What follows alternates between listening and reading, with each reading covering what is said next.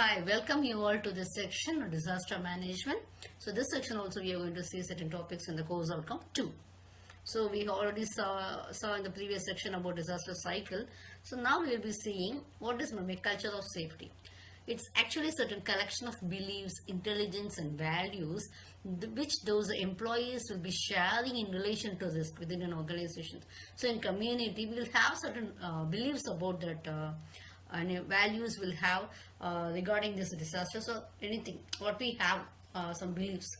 Okay, so safety of workers will be depending on many factors based on the training and also the what technology they are doing. Okay, and these organizations will have to manage safety proactively in the same way as organization to manage the production activities.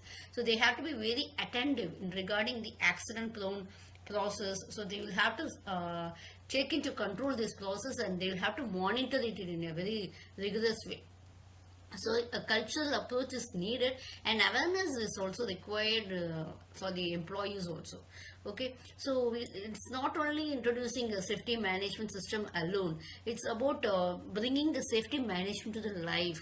Okay, so it's organizational culture. A good organizational culture is essential for being safe in to bring a safe work environment in the organization. So what responsibilities the community has, that we are going to see. Normally community in the sense we will be speaking about common people, isn't it? So what we have to do is, most of the vulnerable people or those who don't receive anything early warning before the disasters. Okay, so because of this only they do suffer.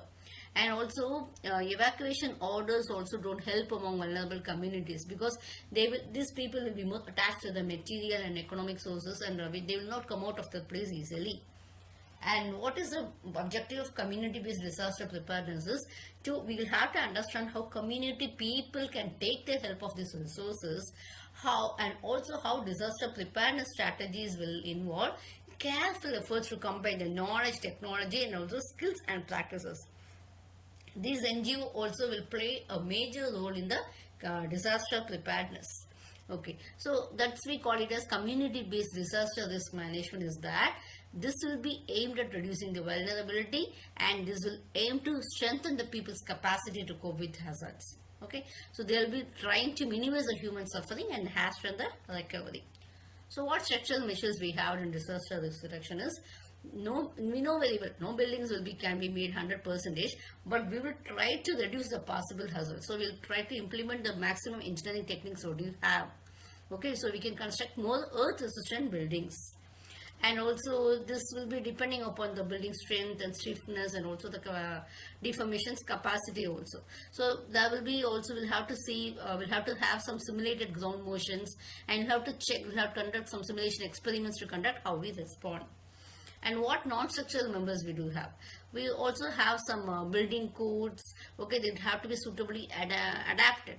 Okay, so guidelines for both earthquake resistance constructions and site selections are also being made here. And we should have some availability of trained engineers and masons is also very mandatory. So thanks for this listening to this section.